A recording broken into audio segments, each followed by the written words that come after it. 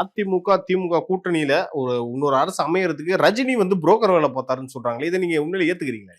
தாவேகா தலைவர் விஜய் அவர்கள் முதல்ல ஒரு நடிகர், புரிஞ்சுங்க. அவருடைய அரசியல் அறிவிப்பு வெளியே வந்த பொழுது நீங்க உங்ககிட்ட இருந்து ஒரு வாழ்த்து செய்தி கூட வரல. இன்று அவர் முதலமைச்சரா வந்திருக்காரு சார்.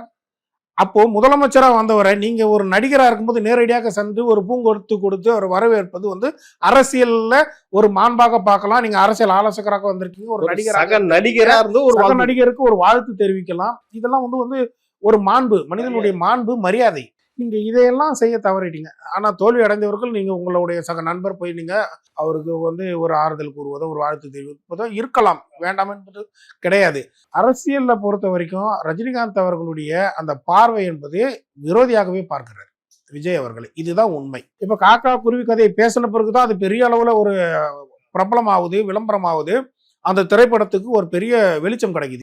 இது ஒரு புறத்தில் இருந்தாலும் தாவேகா தலைவர் விஜய் அவர்கள் கரூர்ல ஒரு நிகழ்வுக்கு செல்கிறார். அந்த நிகழ்வுல ஒரு பிரச்சனை வந்து நடக்கிறது. ஒரு ஸ்டாம்பீட்ல மக்கள் உயிரிழக்கிறார்கள். அப்பாவி மக்கள் உயிரிழந்து விட்டார்களே, இதுக்கு என்ன ஏதுன்னு சொல்லி ஒரு ட்வீட் ஒன்று ட்வீட் போட்டார். முதல் ட்வீட். அப்போ நீங்க என்ன எண்ணத்துல போட்டீங்க? இது பெரிய ஒரு கேள்வியா இருக்கு. ஒரு வன்மம் இருக்கு மனசுல. ஏதோ ஒன்று பயணித்து கொண்டே இருக்கு. அது இவரால வர முடியாத ஒன்றை அவரு பிடித்து விட்டாரா, அந்த இடத்தை பிடித்து விட்டாரா, அது கூட இருக்கலாம். பொறாமை இருக்கலாம். முக்கியமா காரணம் வந்து அவருடைய அண்ணனே அதுக்கு வந்து சாட்சியா இருக்கு, சத்யநாராயணன்.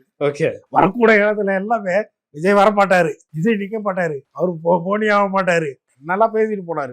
பத்திரிகையாளர் சந்திப்புல பேசியிருக்காரு, காணொலிகள் இருக்கு, சாட்சியா இருக்கு. இப்ப இவருடைய அண்ணனுடைய எண்ணமே அப்படி இருக்குன்னா அப்ப அவருடைய எண்ணமும் அப்படிதான் பிரதிபலிக்கும்.